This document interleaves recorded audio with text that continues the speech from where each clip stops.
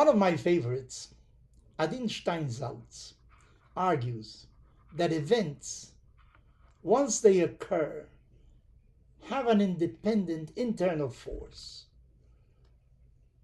Let me explain. The Torah relates that Joseph, one of the sons of Jacob, was in jail because he refused the advances of the wife of Potiphar, for whom he was working. And in jail, he interpreted the dreams of two stewards of the Pharaoh. One of them was the cupbearer. He used to serve the wine to the Pharaoh. And the other one was the baker, the one that used to bake the bread. The cupbearer came to Joseph and he said he had a dream and he doesn't know what the dream means. Well, Joseph listened to the dream and he said to him, you know what? In another few days, you're going to be freed and you're going to once again be the cupbearer of the Pharaoh. The baker, when he heard that interpretation, he felt, well, let him also be the recipient of good news. He told Joseph what his dream was about. But in this case, Joseph interpreted the dream the other way around. He said, in a few days you're going to be taken out of jail, but not to go back to your previous position. You're going to be killed.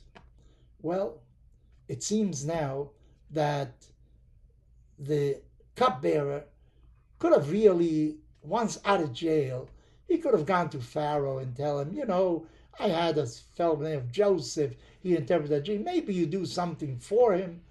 But he didn't do anything. He forgot all about it. But then it happens that Pharaoh himself has a dream.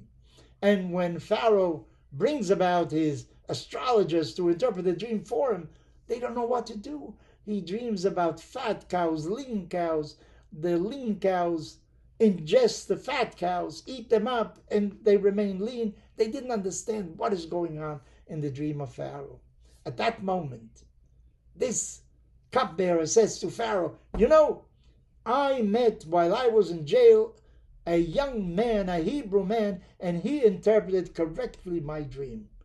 Well, the Pharaoh orders that Joseph be taken out of the dungeons. He is bathed, he is shaved, he is presented clean before the Pharaoh, and Pharaoh tells him what his dream was all about. Joseph says, God will help me in interpreting your dream, and he says to him, what is going to happen? That there are going to be 7 years of abundance, 7 years of famine.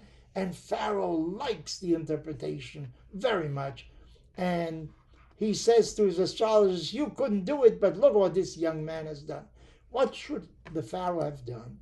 Well, the Pharaoh could have very well included from now on Joseph in his group of astrologers, maybe made him his main astrologer.